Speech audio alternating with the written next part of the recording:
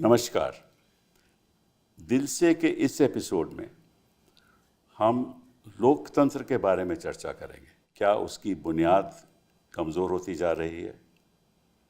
क्या जनता का विश्वास लोकतंत्र पे उठता जा रहा है?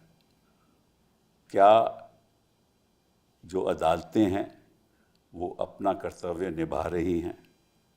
क्या इलेक्शन कमीशन सरकार का एजेंट बन चुका है? इनके बारे में हम चर्चा करेंगे। दो चार बातें मैं आपके सामने रखना चाहता हूं कि हाल ही में प्रदेशों में चुनाव हुए। तमिलनाडु में चुनाव हुआ, केरला में चुनाव हुआ, पुडुचेरी में हुआ और असम में हुआ। और ऐसा हमें लगा कि असली चुनाव तो केवल पश्चिम बंगाल में हो रहा है, क्योंकि सारी जो केंद्र सरकार की जो दृष्टिकोण था वो यही था कि किसी तरीके से पश्चिम बंगाल का चुनाव भाजपा जीत जाए।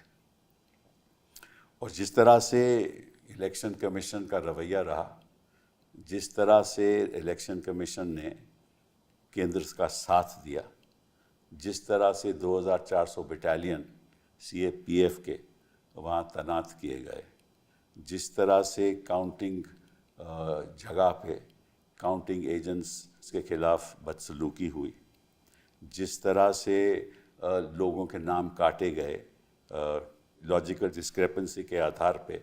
हमें नहीं मालूम लॉजिकल डिस्क्रेपेंसी का मतलब क्या है, लेकिन दर्शकों को यही बता सकते हैं कि अगर किसी का नाम बैनर्जी हो, वो बैनर्जी भी होता है, बंदोपाध्याय भी होता है, चैटर्जी भी होता है, चट्टोपाध्याय भी होता है। कई बार लिखने में स्पेलिंग मिस्टेक हो जाती है, तो इसको लॉजिकल डिस्क्रेपेंसी कहते हैं। इसके आधार पे 27 लाख लोगों के वोट काटे गए। पश्चिम बंगाल की बात कर रहा हूँ। और अगर देखा जाए तो उन 27 लाख वोट जो काटे गए, जो मतदाता ख़ास तौर पे कंस्टिट्यूएंसीज़ में थे जहाँ मुस्लिम पॉपुलेशन ज़्यादा थी, वहाँ वोट काटे गए। एक जगह 24 नॉर्थ परगना में तो लगभग 95% वोट काटे गए। तो इसका नतीजा ये हुआ कि 27 लाख वोट काटे गए और 32 लाख वोटों से भाजपा जीती। सुप्रीम कोर्ट ने कहा कि ये देखने के लिए ये सही तरीके से कटे हैं या नहीं, हम एक ट्राइब्यूनल्स बैठाएंगे जिसमें जज बैठेंगे। वो ट्राइब्यूनल तय करेंगे सही तरीके से कटे या नहीं। एक ट्राइब्यूनल ने ये फैसला किया है कि 1777 वोट में से 1717 वोट गलत तरीके से कटे गए, लगभग 96%। और फिर हमें पता चला जो 7 बाकी थे वो भी अपील खारिज हुई। दूसरी साइड की अपील थी कि वो वोट गलत तरीके से ऐड किए गए।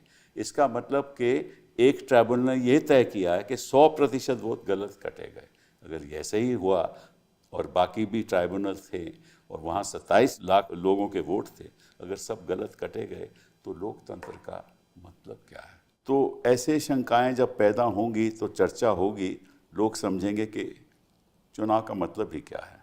इससे बेहतर है तो चुनाव मत ही कराओ, आप ही फैसला कर लो किसको भेजना है असेंबली में और किसको नहीं भेजना। और जिस तरह से पैसे का इंतज़ाम हुआ, जिस तरह से नियुक्ति हुई इलेक्शन कमीशन के द्वारा कि कौन वहाँ चीफ सेक्रेटरी होगा, कौन वहाँ होम सेक्रेटरी होगा, 683 लोगों की वहाँ नियुक्ति की गई इलेक्शन कमीशन के द्वारा। और जो स्टेट रिप्रेजेंटेटिव भी था वो काउंटिंग जगह में, वो स्टेट रिप्रेजेंटेटिव भी, उसकी भी नियुक्ति इलेक्शन कमीशन ने की। लेकिन तमिलनाडु में चुनाव हुआ, केरला में चुनाव हुआ, असम की तो बात हम बाद में करेंगे। इन जगह पे तो कोई, ख़ास तौर पे तमिलनाडु और केरला में तो कोई ऐसा इलेक्शन कमीशन उस पर तो गौर कर ही नहीं रही थी। तो इसमें अब आगे क्या करना है, क्या नहीं करना, क्योंकि अगर ऐसा ही होता रहा तो हर चुनाव ही भाजपा जीत जाएगी। तो फिर वन पार्टी वन नेशन, और फिर अगर 2/3 इनको मिल गया पार्लियामेंट में तो निश्चित रूप से संविधान भी बदल आ जाएगा। इसी को लेकर आज हम 3 ऐसे लोगों से चर्चा करेंगे जिनकी जानकारी इस मामले में इतनी है कि आपको समझ आएगा कि किस तरीके से हमारा देश का लोकतंत्र चल रहा है। तो सबसे पहले तो मदन लोकर जी आपका स्वागत करता हूँ। Thank you very much for being here. आप सुप्रीम कोर्ट में जज रहे 2012 से लेकर 2018 तक, और आज के दिन आप चेयरपर्सन है United Nations internal justice council के चेयरपर्सन की नियुक्ति हुई आपकी 2024 में। 28 तक आपकी टर्म है। आप पहले इसके पहले फिजी के सुप्रीम कोर्ट के मेंबर रहे, अभी फिर दोबारा आपको वहाँ आपका एक्सटेंशन हुआ है।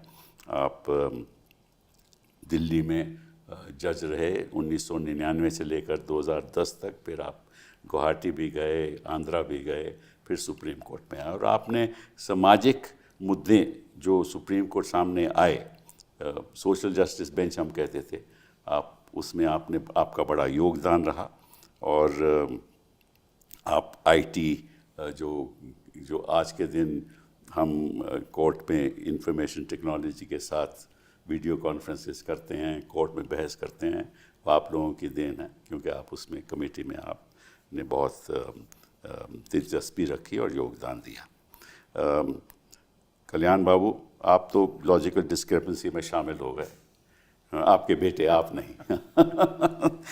आप लोकसभा के 2009 से लेकर तब से आप मेंबर रहे हैं लोकसभा, 9, 14, 24 और 19 और 24, और फिर आप वकील भी हैं, हमारी बिरादरी के हैं, बेबाक तरीके से आप बहस करते हैं और बड़े बड़े मुद्दे उठाते हैं, और जिस तरह से आप पार्लियामेंट में बोलते हैं तो हिंदुस्तान में कोई ऐसा ही शख्स हो जाए उसमें उसको ये नहीं लगता कि हाँ अपने मन की बात कहते हैं आप। प्रधानमंत्री जी तो अलग तरीके से कहते हैं, लेकिन आपकी मन की बात दिल से जुड़ती है, तो आपका स्वागत है। प्रशांत जी, आपकी जो लेगेसी है वो रहेगी, कई साल रहेगी, क्योंकि जिस तरह से आपने सामाजिक मुद्दे उठाए, जिस तरह से आपने करप्शन के खिलाफ मुद्दे उठाए, जिस तरह से आप मतलब कि विद ग्रेट करेज अपनी बात सुप्रीम कोर्ट जजेस के आगे रखते हैं। और मैं तो वैसे सोचता हूं कि अगर आप, क्योंकि आप आईआईटी के ग्रेजुएट रहे, मद्रास में आप गए, 1 सेमेस्टर थे बस, जो भी 1 सेमेस्टर थे, अगर आईआईटी में आप जाते भी तो वहाँ भी कुछ नई बात आप करते, क्योंकि लॉ में तो आपने नई बात कर दी, वहाँ भी आप ज़रूर कुछ नई बात करते। आप centre for public interest litigation की शुरुआत आप लोगों ने की, को फाउंडर थे आप। फिर कैंपेन फॉर जुडिशल अकाउंटेबिलिटी, आज के दिन भी वो चल रही है, लेकिन अकाउंटेबिलिटी कम है और कैंपेन अच्छी है। हाँ, आज के दिन अकाउंटेबिलिटी तो कम है। फिर स्वराज अभियान में आपका बड़ा योगदान रहा। तो नर्मदा बचाओ आंदोलन में और कई ऐसे जन लोकपाल बिल में कि आपका बड़ा योगदान रहा, लेकिन वो जन भी ख़त्म हो गया और लोकपाल भी ख़त्म हो गया। ये तो असलियत है। कल्याण जी, आपसे मैं आज शुरू करना चाहता हूँ कि स्थिति पश्चिम बंगाल में है क्या आज के दिन, क्या हुआ पिछले दिनों में, आप किस नज़रिए से देखते हैं? देखिए, आप ऊपर से देखेंगे जनमत हम लोग का अगेंस्ट में है, ठीक है। एसआईआर का बारे में तो आप बोल ही दिया कैसा हुआ। अब जाए गिव सम इलस्ट्रेशन ओनली। जो सबसे बड़ा मुद्दा है, आपने इलेक्शन देखा, लाइन में खड़ा है सब, प्रेस है, पिक्चर है, सीसीटीवी है बाहर में, यू कैन वॉच इट, आप लोग देख सकते हैं, सब देख सकते हैं। उसके बाद स्ट्रांग रूम में ले गया, स्ट्रांग रूम का जो है सीसीटीवी है, प्रेस कॉर्नर है, स्ट्रांग रूम गार्ड दे रहा है, वो भी आप देख सकते हैं, सब देख सकते हैं। लेकिन काउंटिंग में सीसीटीवी है, बाहर का कोई नहीं देख सकता है।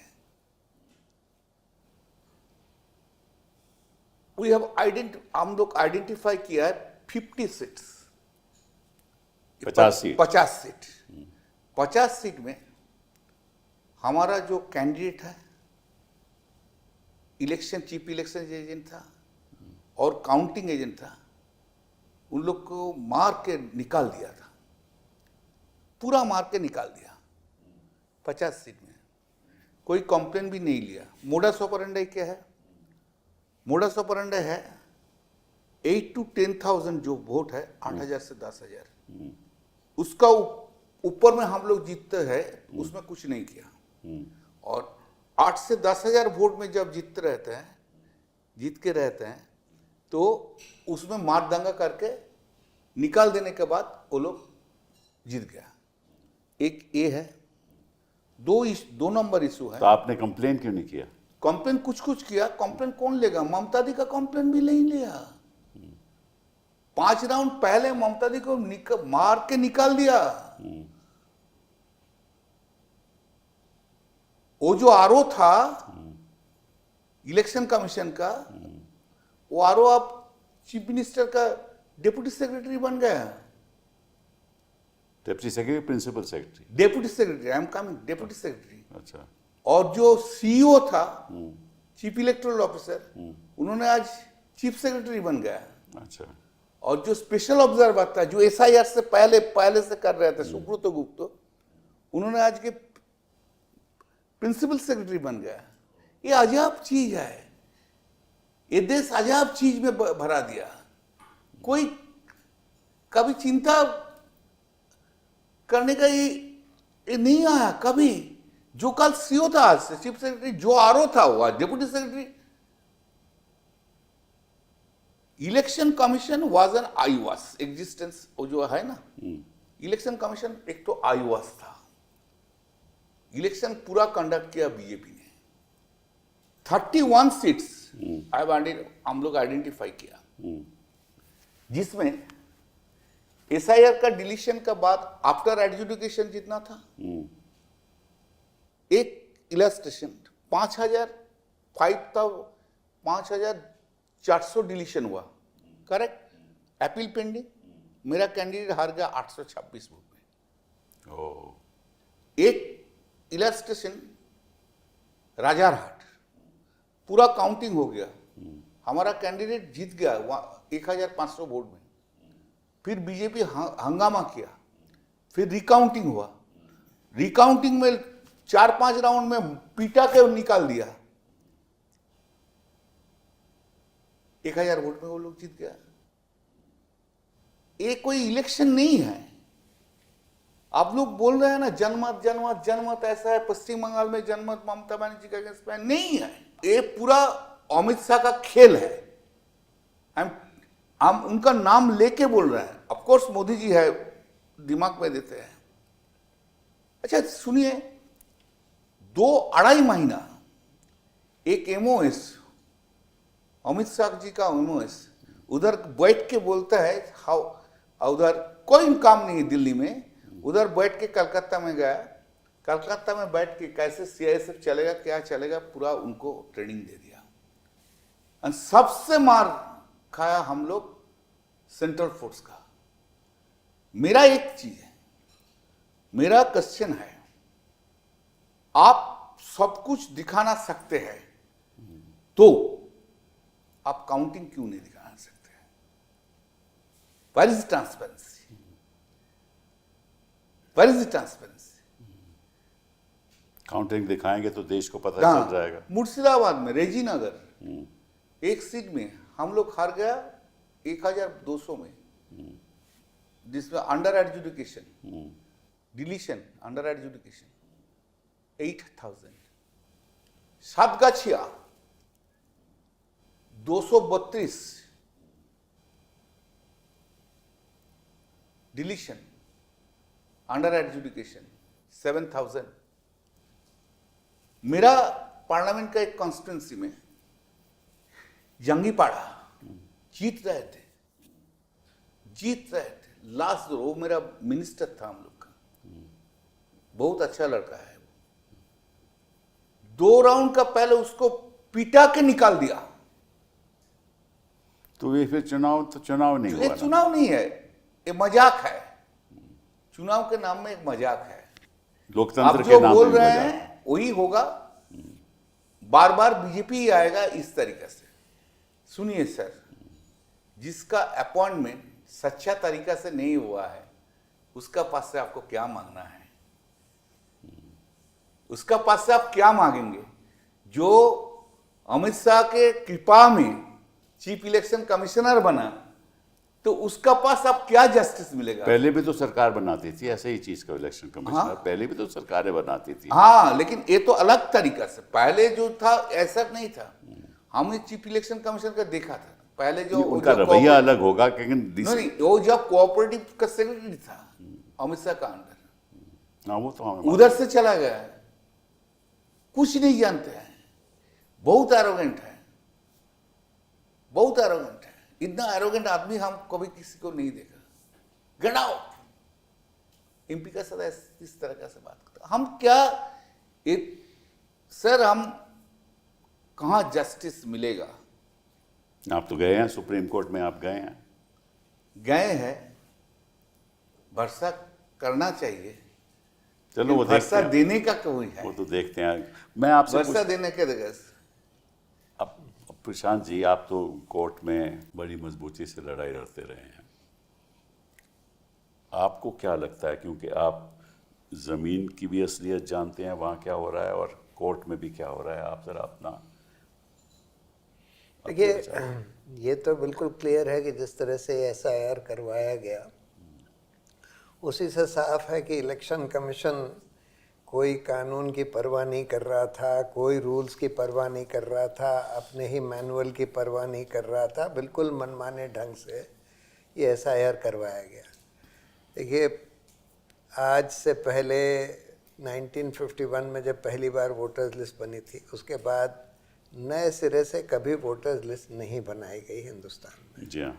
सिर्फ एक बार एक कंस्टिट्यूंसी के एक पार्ट में यूपी में इलेक्शन कमीशन ने बनवाई थी, करीब 20-22 साल पहले।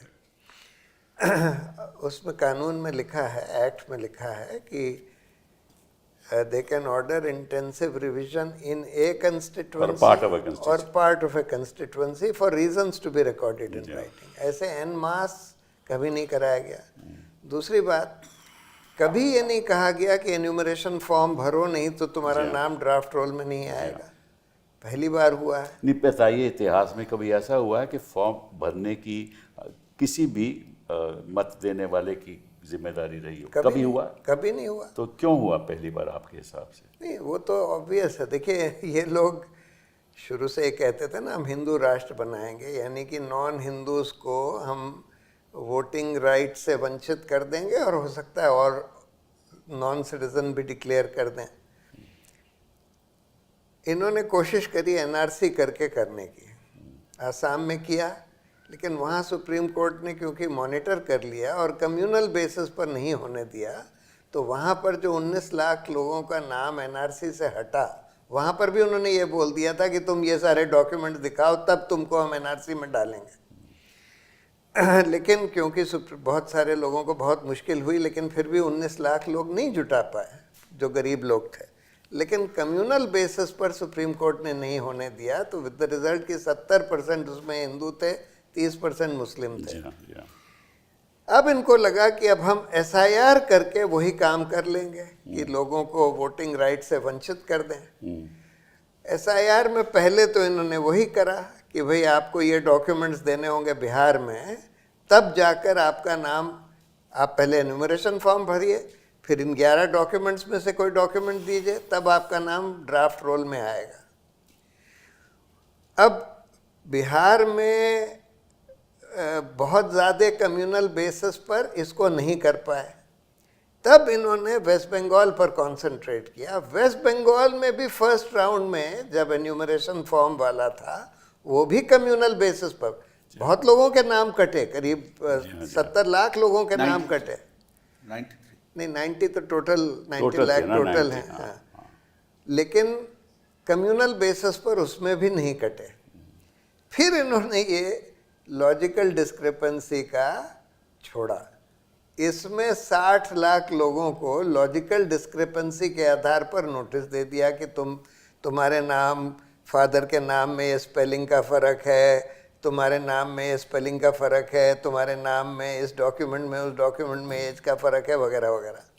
अब लोगों ने सब कुछ दे दिया, आधार कार्ड भी दे दिया, कई लोगों ने पासपोर्ट भी दे दिया, वो भी दे दिया, फिर भी 27 लाख लोगों का नाम उसमें से काट दिया लॉजिकल डिस्क्रिपेंसी कहकर। कहते हैं कि हमने जुडिशल ऑफिसर से करवाया, पर जुडिशल ऑफिसर्स को कितना टाइम दिया, अलग अलग स्टेट से जुडिशल ऑफिसर्स बुला लिए, लेकिन उनको टाइम दिया गया एक एक केस तय करने के लिए 1 से 2 मिनट के बीच में। 27 लाख लोगों का नाम उसमें से काट दिया।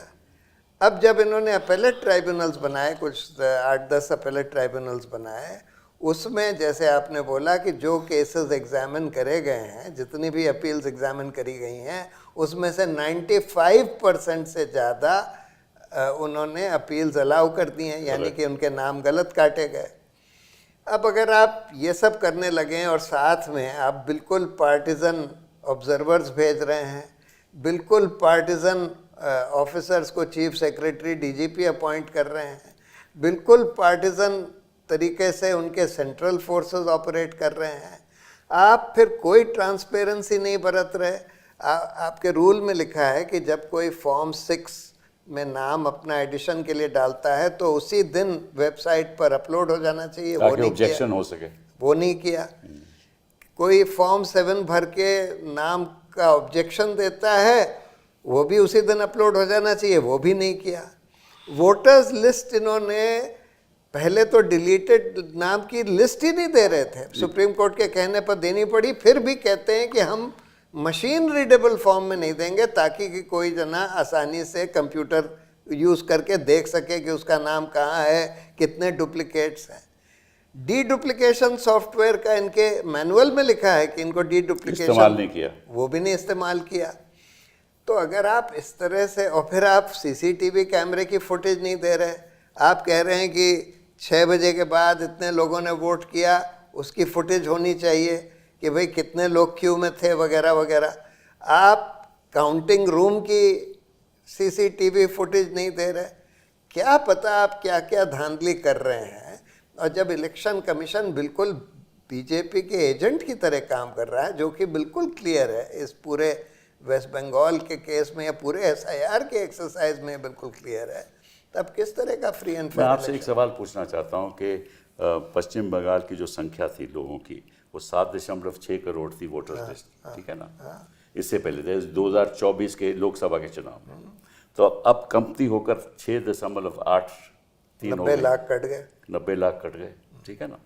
और इस दौरान में पॉपुलेशन बढ़ा भी होगा, बढ़ा होगा।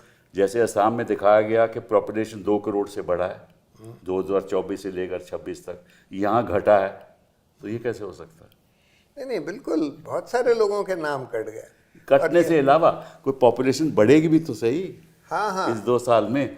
एक तो ये सवाल आपसे पूछना चाहूँ, दूसरा कि 7 लाख एडिशनल वोटर्स भी ऐड किए गए, हाँ, बाद में ऐड किए गए, वो भी सुना है बल्क तरीके से, मतलब कि एक आदमी 500 फॉर्म लेकर या 1000 फॉर्म लेकर वहाँ जाकर उनको बना दिया गया वोटर। वो कौन थे, कहाँ से आए थे, और ये पिछले 2 साल में, पिछले 1 साल में तो 1 लाख फॉर्म भरे गए, लेकिन आखिरी 1 महीने में 6 लाख। तो ये कैसे हुआ? तो ये सवाल उठते हैं, आपकी कोई इसमें राय है?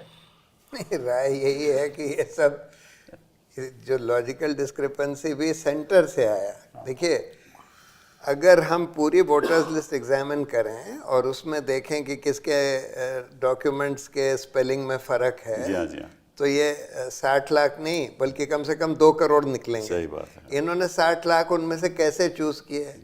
इन्होंने 60 लाख इस आधार पर चूज़ किए कि जहाँ मुस्लिम्स हैं या जहाँ बीजेपी को वोट नहीं डाली जाती, उन लोगों को चूज़ किया। तो इसीलिए जो 27 लाख नाम कटे, उसमें से 2/3 मुस्लिम हैं, जबकि वहाँ मुस्लिम पॉपुलेशन बंगाल में 27% है, लेकिन 65% जो नाम कटे हैं लॉजिकल डिस्क्रिपेंसी के नाम पर, वो मुस्लिम। 24 नॉर्थ परगना में तो 95% कटे, 95% हाँ, नाम मुसलमानों के कटे हैं। अब लोको जी, इसलिए मैं आपसे अब पूछ रहा हूँ, शुरुआत तो हमेशा मैं आपसे ही करता हूँ, बट आज इसलिए नहीं की कि ताकि आप एक सुप्रीम कोर्ट के जज रहे हो, अगर आप वहाँ बेंच पे बैठ के ये अब सुनते तो आप क्या करते? सवाल मुश्किल है, लेकिन हाँ, मुश्किल है। अब ये सब सुनने के बाद ये लगता है कि वो इलेक्शन रोकना चाहिए था किसी तरह से। हाँ, पर ये आई थिंक नामुमकिन है, पर फिर भी ये जो 27 लाख लोग हैं इनके बारे में मैं कुछ कहना चाहता हूँ। वो ये है कि हम कई सालों से, अभी नहीं पर कई सालों से ये सुन रहे हैं कि जब इलेक्शन होता है आप जाइए वोट कीजिए, जनरल इलेक्शन हो या म्यूनिसिपल इलेक्शन हो, कोई सा भी हो। अब ये 27 लाख लोग वोट करने जा रहे थे, ये सिटीजन्स हैं, ठीक है, और आप इनको कहिए, आप इनको कहते हैं कि ठीक है आप वोट नहीं कर सकते, क्यों? क्योंकि आपके नाम में फ़र्क है या कुछ और फ़र्क है। तो अगर ये वोट नहीं कर सकते तो सबको कहना कि आप जाके वोट कीजिए, इन लोगों का क्या होगा? एक तो ये है। दूसरी बात ये है कि ये सिटीजन्स हैं या नहीं हैं। अगर ये सिटीजन्स हैं तो इनको वोट करना चाहिए और इनको वोट की परमिशन होनी चाहिए। It's a right, it's a right. पर आप कह रहे हैं कि नहीं हम इनको वोट नहीं करने देते। तीसरी बात, ये जो ट्राइब्यूनल्स, अपेलेट ट्राइब्यूनल लगाए गए, अब एक अपेलेट ट्राइब्यूनल जो कि मेरे ख्याल कोई रिटायर्ड चीफ जस्टिस थे, जी हाँ, उन्होंने 100% अलाउ किया। जी हाँ, जो जैसे आपने बताया कि 60 केसेस इलेक्शन कमीशन या किसी और ने फाइल किए, वो डिसमिस कर दिए। जी हाँ। तो 100% लोगों को मतलब कि 100% लोग गलत तरीके से डिलीट हुए। हाँ, गलत तरीके से डिलीट हुए, ये एक ट्राइब्यूनल में। बाकी ट्राइब्यूनल्स का पता नहीं कि क्या पोजीशन क्या है, कितने केसेस उन्होंने डिसाइड किए या नहीं किए। अच्छा, चौथी बात ये है कि ये अब अपील ट्राइब्यूनल जो है ये कब डिसाइड करेगा इन 27 लाख लोगों के बारे में, 27 या 26 या 25 जो भी कुछ है, इनकी अपील कब डिसाइड करेगा? ठीक है, अब अगले साल शायद पंचायत के इलेक्शंस होंगे या कोई और इलेक्शन होगा, तब तक ये डिसाइड कर सकेंगे या नहीं कर सकेंगे। और अगर नहीं कर सकेंगे तो इनकी वोट तो फिर दोबारा चली जाएगी। पांचवी बात, अब अखबार में आया है, कहाँ तक सच है मैं कह नहीं सकता, पर अखबार में आया है कि इनको जो बेनिफिट्स मिल रहे थे वो नहीं मिलेंगे। क्यों? क्योंकि ये इलेक्टोरल रोल में नहीं है, और अगर इलेक्टोरल रोल में नहीं है तो इनको बेनिफिट कौन देगा? मतलब ये तो या तो ये सिटीजन्स नहीं हैं, या जैसे कहते हैं घुसपैठिया या जो भी कुछ है, तो इनको बेनिफिट्स नहीं मिलेंगे। तो ये अगर आप पूरी तरीके से देखें, ये 27 लाख लोगों को जो वोट करने से रोका गया है, मेरे हिसाब से तो बिल्कुल ही गलत है। और कोई ना तो कोई रीज़न दिया गया उनका नाम के डिलीशन का, ना ही उनको हियरिंग दी गई। हाँ, 27 लाख लोग जिनके नाम काटे गए, no hearing and no order giving reasons as to why their name has been deleted. More interestingly जो रीजन की बात बोल रहे हैं, सुप्रीम कोर्ट बोल रहा है इतना कैसे रीजन देंगे सबको? आप तो reason is an integral part, Kalyan ji, लेकिन सुप्रीम कोर्ट जजेस से इतना लोग को रीजन देना तो क्या संभव नहीं है? जो संभव ही नहीं है तो तुम सुनता क्यों है? नहीं, संभव ही नहीं है तो आप 27 लाख लोगों के नाम कैसे तो कटने दे रहे हैं? संभव ही नहीं है तो इस सबको तो का जस्टिस का तो कोई बट कल्याण, this is a statutory right, sir तो you can't take away a person's right कि आप आपकी राइट है। First statutory right, sir, first statutory right, then the I am saying violation of a natural justice हाँ, is a correct. Part of article 14 constitutional right.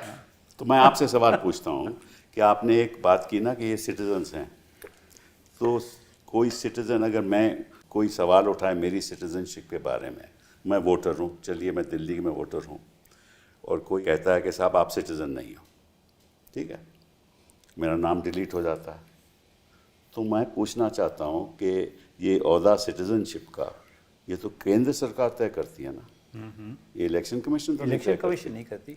तो फिर इस आधार पे आप उसका नाम कैसे डिलीट कर सकते हो? पहली बात ये। दूसरी बात, अगर वो सिटीजन है तो फिर इसका वोट करने का हक है, बिल्कुल, बिल्कुल। जब तक वो 18 साल से उसकी उम्र ऊपर है, वही ना, बिल्कुल। अच्छा, उसका हक है।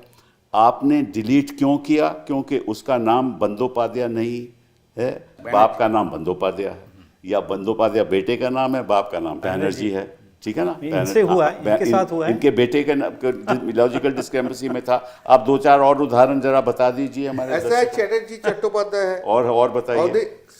खान, हाँ, खान, इसको खान सब एक ही है। मुखर्जी मुखोपाध्याय है। मुखर्जी मुखोपाध्याय, हाँ, ऐसा तो वो गांगुली गंगोपाध्याय है। करेक्ट। तो ये लॉजिकल डिस्क्रिपेंसी हो गया।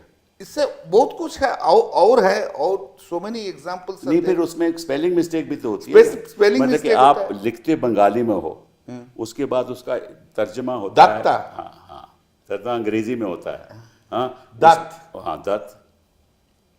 स्पेलिंग में गलती होती है, दत्त की DA या DU, तो वो भी लॉजिकल डिस्क्रिपेंसी। मोहम्मद के स्पेलिंग। तो मतलब 10 तरीके से आप ये कौन सी बुनियाद है सर, जिसके आधार पे आप किसी का नाम कैंसिल कर सकते हैं? हम लोग तो सीखा है एक बात छोटा से, प्रॉपर नाउन में कोई मिस्टेक नहीं होता है।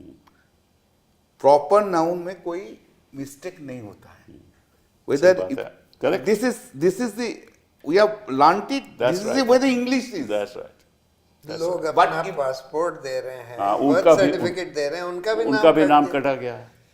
तो ये फिर मजाक हो गया ना, इलेक्शन की क्या पूरा बात? मजाक हो गया फुल। वो तो एक पार्ट है, तो फिर आगे क्या लेकिन होगा? असली खेला तो अलग है। वो क्या है, जरा बता। असली खेला तो इलेक्शन। सर मेरा पास मैसेज है, message I can't open it now. असली खेला काउंटिंग में होगा। एक चीज आप लोग समझ लीजिए, बहुत इंपॉर्टेंट, एंड हम तो बोल रहे हैं, सब बोलता है जनमत जनमत जनमत। अरे जनमत सब कुछ दिखाया भाई। जब इधर तक आपको इधर दिखाया दे, उसका बाद अंदर में जाएंगे तो सब कुछ बंद है। ये नहीं दिखाएंगे तो क्या होगा? मैं आपसे पूछता हूं कि ये वीडियो रिकॉर्ड होता है, सब कुछ हाँ, होता है ना अंदर? होना चाहिए। नहीं होता है, होना चाहिए। नहीं जरूर हुआ होना चाहिए सर। हुआ कि नहीं हुआ वो हम नहीं जानते। हम तो काउंटिंग में नहीं था। नहीं, अब नहीं थे तो आपने कोई कंप्लेंट दी कि साहब, या आपने याचिका डाली या RTI डाला कि आप जैसे सारे जो भी है? वो हम लोग, सुनिए सर, कंप्लेंट देने का कोई मौका नहीं था। आप याचिका तो डाल एक सकते हैं, नंबर, हाँ। दो नंबर, बंगाल में देखा आप क्या हुआ 2-3 बजे का बाद काउंटिंग का दिन में? हाँ, बहुत हिंसा का। बहुत हिंसा, पिटा के रख दिया। पुलिस स्टेशन भी रात, overnight they have changed, police भी चेंज हो गया। हम लोग को पिटाते थे। मैं एक हमारा कैंप में बैठा था, हम आ रहे थे सब दौड़ते थे मेरा कैंप से। क्या हुआ? सब आके वो श्रीराम बोल के पिटाता था। CIA से पूरा खड़ा था। जब हम घुसा उसका बाद उनको लगा नहीं करना। लड़की लोग को छींटता था। देश पूरा आज तक कोई सिक्योरिटी नहीं है। आप जानते हैं अभिषेक बैनर्जी Z+ सिक्योरिटी, कल उनका सिक्योरिटी Z+ का कैंसिल कर दिया। एक भी सिक्योरिटी नहीं है, एक not a single security is there. आप देखिए उनका घर का सामने पूरा बीजेपी वाला क्या कर रहे हैं। उसका लड़का है 4 बरस का, उसका लड़की है 6 बरस का। क्या हो रहा है पश्चिम बंगाल में? आप लोग कोई चिंतक, you can't imagine this what's happening. हम नहीं जानते कब हम मार खाएंगे। हम बोलता है ज्यादा ना, हम नहीं जानते कब मार खाएंगे। हम नहीं जानते हम कितना दिन जिंदे नहीं ऐसी नहीं पिटाई के बारे में हम यही बोल रहे हैं, because of their assault, not ऐसा नहीं। Understand that. Torture is so much. सबको गांव में जाके खून करके रख दिया। असली Bengal is a place of now. असली प्रॉब्लम तो वर्कर की होती है जो आपके पक्ष में काम आज के वर्कर से नहीं, लीडर भी लीडर भी वर्कर तो छोड़ दीजिए। सबको पिटाई हो रहा है, सबका घर का सामने जाके वो रात से शुरू हो गया। अच्छा, ये जो 6 लाख की एडिशन, 7 लाख की एडिशन की हुई थी, वो आपको मालूम है कैसे हुई थी? 6 लाख को बल्क वो बल्क तो बात आप तो जानते हैं, वो तो एक मुद्दा हम एक बार उठाया था सुप्रीम कोर्ट में। सुप्रीम कोर्ट बोला ना हम लोग क्या करेंगे।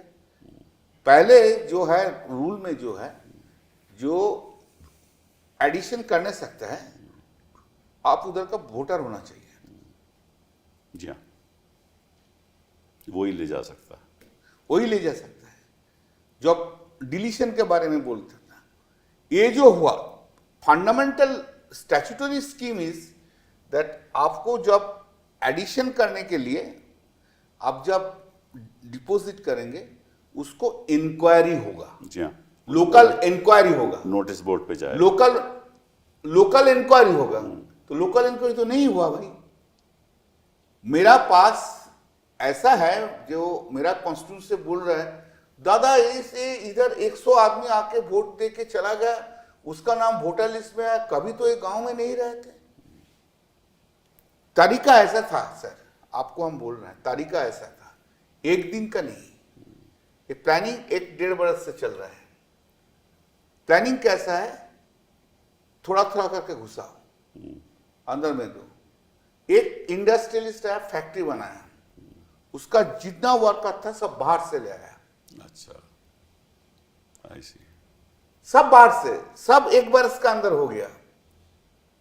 वो बाहर से आके पूरा वो गांव में बैठ के, वो बूथ में बैठ के वोट दे के चला गया। अब जो स्मॉल स्केल इंडस्ट्री दिख रहा है, जो सरकार का स्कीम है, आयुष्मान भारत है, कहां से लेके जाता है? सब बाहर से। आप जानते हैं जो इलेक्शन का पहले 23 और 29 का पहले कोई ट्रेन में कोई टिकट नहीं मिलता था, फ्लाइट में कोई टिकट नहीं मिल रहा था। हमारा साथ ट्रैवल कर रहे हैं कोई गुजरात का एक लड़का, भाई कहां जा रहे हो? बोले बंगाल में जा रहे हैं, कलकत्ता जा रहे हैं। वो सूरत से तो ट्रेन चली थी, सूरत से ट्रेन लेके आया,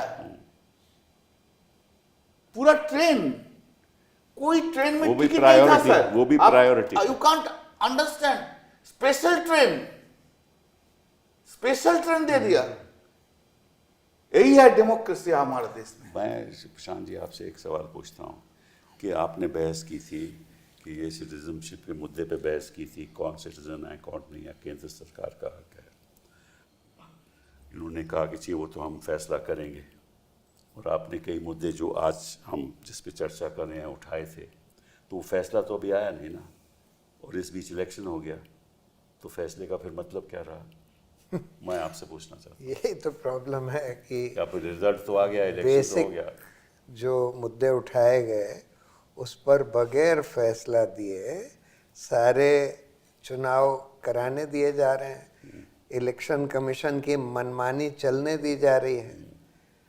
इलेक्शन कमीशन तो बिल्कुल बीजेपी के एजेंट की तरह काम कर रहा है, और उनकी पूरी मनमानी, उनके रूल्स के खिलाफ हमने ये सब बातें बताई कि देखिए इनके मैनुअल में लिखा है, इनके रूल्स में लिखा है कि ये सब ट्रांसपेरेंसी होनी चाहिए, इस तरह से होना चाहिए। सिटीजनशिप के आधार पर आप लोगों का नाम काट नहीं सकते, आप उसको फ्लैग करके सेंट्रल गवर्नमेंट या माइग्रेंट इलीगल माइग्रेंट ट्राइब्यूनल या कोर्ट में भेज सकते हैं, काट नहीं सकते।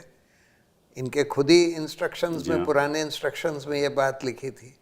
फॉर्म 6 जो नए वोटर का नाम ऐड करने के लिए होता है, उसमें भी आपको सिर्फ अपनी एज का और प्लेस ऑफ रेजिडेंस का कोई प्रमाण देना होता है, जिसमें कुछ भी हो सकता है, ration card, gas connection. Citizenship तो सेल्फ डिक्लेरेशन होता है कि मैं, सिटीजनशिप बिल्कुल सेल्फ डिक्लेरेशन है, उसके लिए कोई प्रमाण देने की जरूरत नहीं है। तो ऐसे में लॉजिकल डिस्क्रिपेंसी के नाम पर खासकर जो आदमी पासपोर्ट बस इंटरेस्टिंग पॉइंट सर, सिर्फ आप बोला है इसलिए तो देखिए दोनों डिफरेंस देखिए। आप बोल रहे हैं इंट्रूशन का टाइम एक डिक्लेरेशन देना होगा, कोई कुछ दे देगी, रेशन कार्ड दे दीजिए हो जाएगा, यही ना? हाँ यही बोला ना। लेकिन इधर जब लॉजिकल डिस्क्रिपेंसी होता है, 13 documents you have to give it has to be, इसको इंक्वायरी करना होगा। 13 डॉक्यूमेंट्स में रेशन कार्ड नहीं है, पर हिंदुस्तान के चुनाव में मदन जी कभी ऐसा नहीं हुआ कि कोई ऐसी लिस्ट प्रिपेयर की हो वोटर की मतदाता की, जो जो जो इलेक्शन कमीशन का एजेंट होता था वो हर घर पे जाता था, घर पे पता जाकर करता था कि कितने लोग रहते हैं, कौन कौन हैं और कौन कौन 18 साल के ऊपर हैं, उनको वोटर लिस्ट में नाम डाला था। ऐसे बनती थी लिस्ट। हाँ। फिर उसको डिजिटाइज की गई 2000 मेरे ख्याल 1 में डिजिटाइज की गई, 2000 में डिजिटाइज की गई। तो उसके बाद तो हर साल में उसका समरी रिवीजन होता है कि वहाँ जो लोग वहाँ से चले गए उनके नाम काटे जाते हैं। ये सब इलेक्शन कमीशन ही करती है और ये हर साल होता है, 2025 तक होता रहा। तो अगर ऐसा होता रहा तो फिर प्रॉब्लम क्या थी कि ये एक नई शुरू करने की कि भाई अब हम एक फॉर्म के आधार पे पता करेंगे कि ये नागरिक है या नहीं, कि यहाँ रहता है या नहीं, या इसका ये तो कभी हिंदुस्तान के इतिहास में हुआ ही नहीं। तो आप एक जज के नज़रिए से देखो तो ये तो कोर्ट को फैसला करना चाहिए था ना कि क्या ये जो शुरुआत की गई है ये मैनुअल के खिलाफ है, इलेक्शन कमीशन के खिलाफ के रूल्स के खिलाफ है और इतिहास में जो होता रहा है उसके खिलाफ है। लेकिन ये तो फैसला हुआ नहीं और इतनी देर में इलेक्शन का रिजल्ट आ गया। इसी कपिल ऐसे है कि ये जो फाउंडेशन है जो SIR का, इसमें कहीं किसी कानून में कुछ लिखा नहीं है, ठीक है। तो अगर फाउंडेशन ही गलत है तो उसे रोकना चाहिए था सुप्रीम कोर्ट को। जब उनके पास केस आया तो पूछना चाहिए था कि आप ये कैसे कर रहे हैं और क्यों कर रहे हैं, ठीक है। वो पूछा नहीं गया और क्योंकि ये पूछा नहीं गया और रोका भी नहीं गया, इसलिए ये सब SIR का चक्कर शुरू हो गया। तो शुरुआत ही गलत थी। अच्छा, और फिर टू मेक श्योर कि ये सक्सेसफुल हो जाए, जो भी कोई प्लान कर रहा था, पहली बार जहाँ तक मुझे याद है 600 अफसर, 683 अफसर, हाँ, 683 राइट, हाँ, उनको ट्रांसफ़र किया गया। जी हाँ, पहली बार हुआ है, ठीक है। चीफ सेक्रेटरी को ट्रांसफ़र किया गया, डायरेक्टर जनरल पुलिस को ट्रांसफ़र किया गया और ऐसे 600 और लोग हैं। अब नेचुरल जस्टिस कह रहे थे। अब कोई किसी सरकारी अफसर को कैसे कह सकते हैं कि भाई मैं आपको ट्रांसफ़र कर रहा हूँ? कोई वजह होनी चाहिए, वो भी नहीं थी। और उसके अलावा उन्होंने कहा कि ठीक है हम अपने आदमियों को लाएंगे, और उनके आदमी खैर रोक ही नहीं सकते थे कुछ। बिल्कुल सही। तो अगर आप पूरी तरह से देखिए कि जो मैनेजमेंट हुआ ट्रांसफ़र का, लोगों को वोट डालने से रोका गया 27 लाख, अगर आप ये पूरा देखेंगे तो there is a problem, there is a very serious. साथ में 2400 बटालियन 2000, हाँ, CRPF। वो तो इंडिया पाकिस्तान का युद्ध हो रहा था ना वेस्ट बंगाल में। तो इंडिया पाकिस्तान का युद्ध में इतना फोर्स नहीं लिया। हाँ, नहीं, जम्मू कश्मीर में भी इतना फोर्स नहीं पहलगाम का इंसिडेंट का बाद एक कंपनी भी नहीं था, लेकिन वो लोग सोचा जो वेस्ट बंगाल है इधर इंडिया पाकिस्तान का युद्ध हो रहा है, इसलिए इतना फोर्स दे दिया। इतना फोर्स देने के लिए also this I think the BLO, हाँ, अखबार में आया था 40 BLO जो कह रहे हैं कि आप वोट दे हमारा सकते हैं, वोट काट दिया आपने। हम उनका वोट काट दिया गया। तो ये कैसे हो सकता है? Obviously there is something wrong. चलिए मैं आपसे एक और छोटा सवाल पूछता हूँ कि उत्तर प्रदेश में चुनाव होने वाला है, 2 करोड़ से ज़्यादा लोग के नाम कट चुके हैं ऑलरेडी। यही काम उत्तर प्रदेश में होगा तो फिर लोकतंत्र बचेगा कैसे? नहीं, तब तो मुश्किल है। नहीं, मैं समझ, ये बड़ा गंभीर सवाल है, इसीलिए तो हम चर्चा कर रहे हैं। लोकतंत्र बचेगा कैसे? सर, लोकतंत्र अभी जो है, जो इंफ्रास्ट्रक्चर है, ऑल इंस्टीट्यूशन, वो लोग लोकतंत्र बचाना नहीं सकेगा, बचने नहीं देंगे। लोकतंत्र को बचाने के लिए पूरा देश में मूवमेंट जब तक नहीं होगा तब तक लोकतंत्र नहीं बचेगा इस देश में। कोई किसी का हिम्मत नहीं है जो लोकतंत्र को बचाएंगे, कोई इंस्टीट्यूशन नहीं है। सॉरी टू से, even the supreme court cannot do it. वो कॉन्फिडेंस नहीं है अभी। जो कॉन्फिडेंस 10 बरस पहले था वो दिन चला गया। वो लोकतंत्र नहीं बचाएगा इलेक्शन कमीशन, लोकतंत्र नहीं बचाएगा prime minister, home minister etcetera. लोकतंत्र को बचाने के लिए एक ही रास्ता है, ये देश का आदमी जब तक रास्ते में नहीं उतरेंगे लोकतंत्र को बचाने के लिए, हमारा आपका ये डिस्कशन का कोई फायदा नहीं है। नहीं, मैं इनसे एग्री करता हूँ, क्योंकि देखिए अगर इलेक्शन कमीशन बिल्कुल एक पार्टी के एजेंट की तरह बिहेव करे और इस तरह से सारी मनमानी करी जाए कि भाई लोगों को काउंटिंग रूम से भगा दिया जाए, उसका कोई सीसीटीवी उपलब्ध ना किया जाए, इस तरह से लाखों लोगों के नाम वोटर्स लिस्ट से काट दिए जाएं, लाखों लोगों के नाम जोड़ दिए जाएं बिल्कुल आर्बिट्ररी तरीके से, और सारे ऑफिसर्स को बदल दिया जाए, सेंट्रल फोर्सेस लगा दी जाए, तो ये कोई फ्री एंड फेयर इलेक्शन थोड़ी है। अगर इसी तरह से चुनाव होने हैं देश में, फिर तो चुनाव होने की ज़रूरत ही नहीं है, फिर चुनाव कराने की ज़रूरत ही क्या है। फिर आप वैसे ही डिक्लेयर कर दीजिए कि हमने भाजपा की सरकार डिक्लेयर कर दी। तो इसलिए, और ये ठीक कह रहे हैं कि सारे इंस्टीट्यूशंस को कैप्चर कर लिया गया है, सिर्फ इलेक्शन कमीशन की बात नहीं है। आजकल जुडिशरी की भी हालत बहुत ख़राब हो गई। और दूसरा, बाकी इंस्टीट्यूशंस तो हम देख ही रहे हैं, पुलिस का हाल देख ही रहे हैं, जो इन्वेस्टिगेटिव एजेंसीज ईडी सीबीआई वगैरह का हाल देख ही रहे हैं, मीडिया का हाल देख रहे हैं। तो ऐसे में लोकतंत्र क्या चलेगा? मैं इनकी बात से सहमत हूँ। जब तक इस देश की जनता जो रियल स्टेक होल्डर है, जब तक वो सड़कों पर नहीं उतरेगी लोकतंत्र बचाने के लिए, तब तक नहीं बचेगा। आखिरी सवाल, इस चुनाव सवाल पूछने के पहले I just want to add कि हम फाउंडेशन की बात कर रहे थे। जी हाँ, चीफ इलेक्शन कमिश्नर की अपॉइंटमेंट कैसे हुई? हाँ वो तो ठीक है, सब जानते हैं। हाँ, तो सुप्रीम कोर्ट ने कहा था कि there should be a committee जिसमें प्राइम मिनिस्टर हो, leader of opposition, chief justice of India, और कानून आया गया कि चीफ जस्टिस ऑफ इंडिया को निकाल दिया गया और कोई कैबिनेट मिनिस्टर। तो शुरुआत वहाँ से होती है, ठीक है, अपॉइंटमेंट से, फिर उसके बाद SIR और ये सब, सॉरी बस ये बात दूर तलब तक जाएगी। सर, लेकिन आखिर सवाल, इस चुनाव में इतने कम्युनल स्टेटमेंट्स हुए हिंदू धर्म के आधार पे, हाँ, और चुनाव के बाद कि सबका साथ सबका विश्वास भूल जाओ, साथ उसी का देंगे जिन हिंदुओं ने हमें वोट किया, और जिन्होंने नोट नहीं किया उसका साथ नहीं देंगे। ऐसी तो बातें इस देश में खुलेआम हो रही हैं और कोई अपनी आवाज़ उठाने को तैयार नहीं। मैं समझता हूँ कि जिस तरह से ये चुनाव हुआ, धर्म के आधार पे वोट मांगे गए, वो अपने आप में संविधान का उल्लंघन है, रिप्रेजेंटेशन ऑफ पीपल्स एक्ट का उल्लंघन है और करप्ट प्रैक्टिस। बिल्कुल बिल्कुल।